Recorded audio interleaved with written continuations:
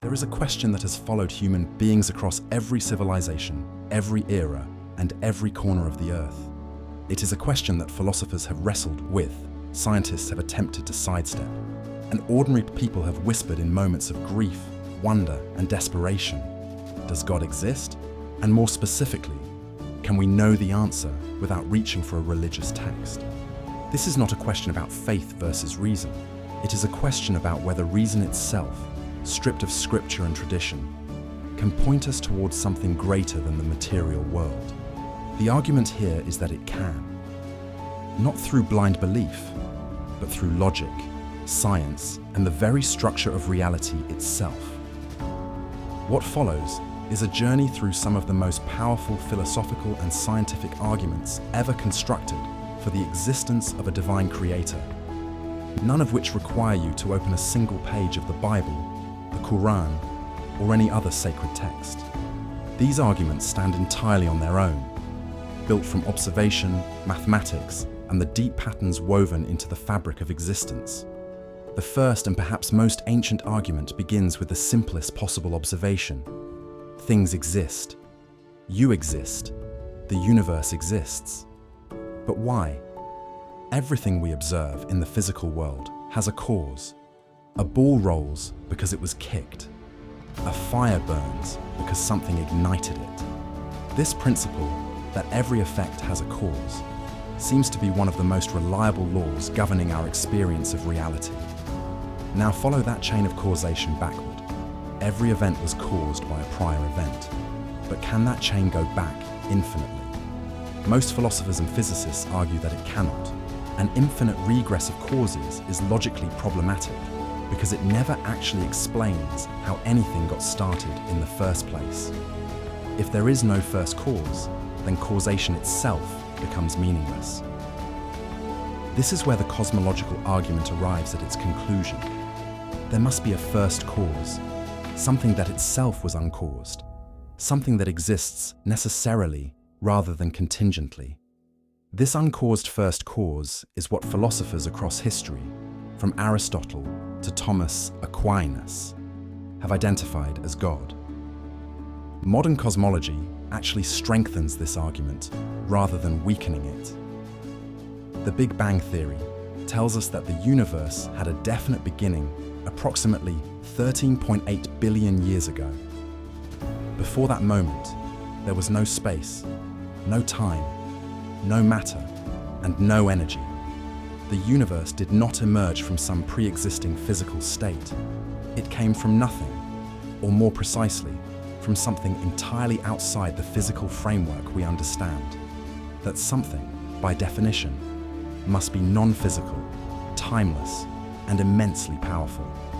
The cosmological argument does not prove the God of any specific religion, but it does point powerfully toward a transcendent cause that brought everything into existence. If the cosmological argument tells us the universe had a beginning, the fine-tuning argument tells us something even more striking about what that beginning looked like.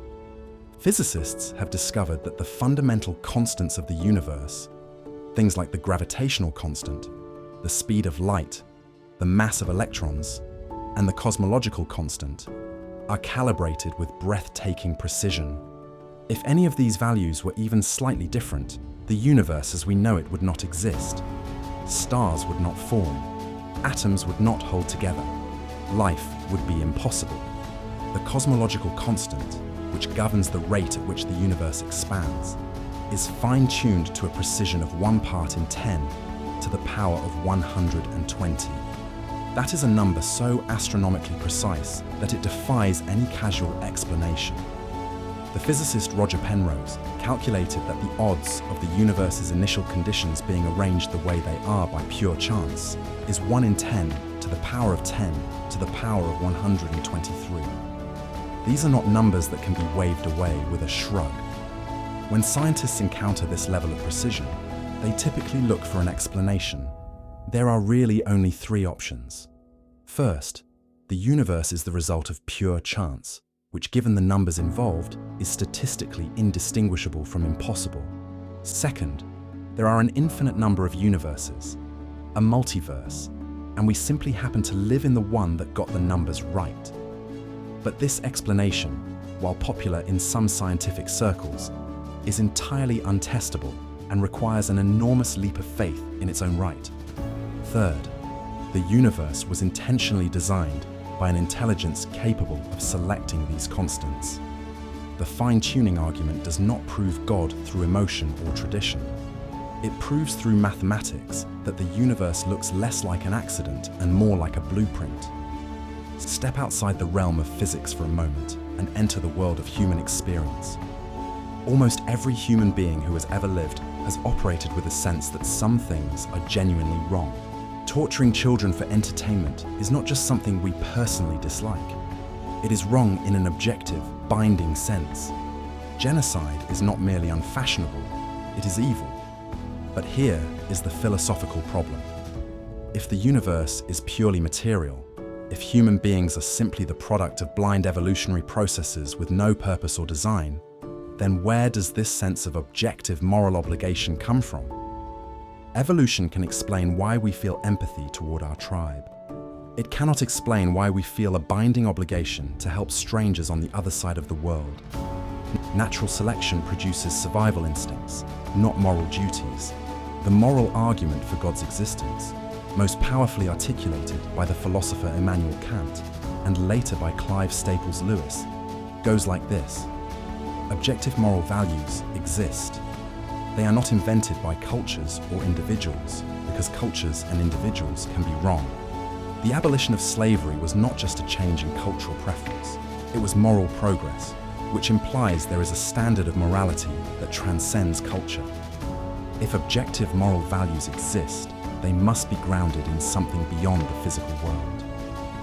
The most coherent explanation for the existence of objective morality is a moral lawgiver, a being whose very nature defines what is good. That being is what we call God. This argument does not rely on any religious text. It relies on the simple observation that human beings universally recognize moral truths that seem to exist independently of any individual or society. The ontological argument, first proposed by Anselm of Canterbury and later refined by philosophers like Alvin Plantinga, takes a different approach entirely. It argues from the concept of God itself. If God is defined as the greatest conceivable being, then a God who exists in reality is greater than a God who exists only in the imagination. Therefore, if we can conceive of the greatest possible being, that being must exist in reality.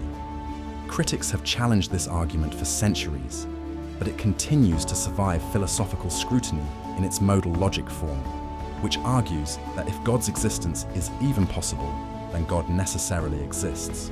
Beyond the ontological argument lies perhaps the most personal and immediate evidence of all, the existence of consciousness itself. Science can explain how neurons fire. It cannot explain why there is subjective experience at all. Why does the physical activity of the brain produce the felt sense of being alive, of experiencing color, music, love, and grief? This is what philosophers call the hard problem of consciousness, and it remains entirely unsolved by materialist science. The philosopher David Chalmers has argued that consciousness cannot be reduced to physical processes. If consciousness is not physical, then the universe contains something beyond matter and energy. And if the universe contains non-physical reality, the door to a non-physical creator opens wide. Taken together, these arguments form a cumulative case that is difficult to dismiss. The universe began. It is precisely fine-tuned. Objective morality exists. Consciousness transcends the physical. Each of these observations points in the same direction, toward a being that is uncaused, immensely powerful, rational, moral, and conscious. You do not need a Bible to arrive at that conclusion. You need only the willingness to follow the evidence wherever it leads, even if it leads somewhere that surprises you.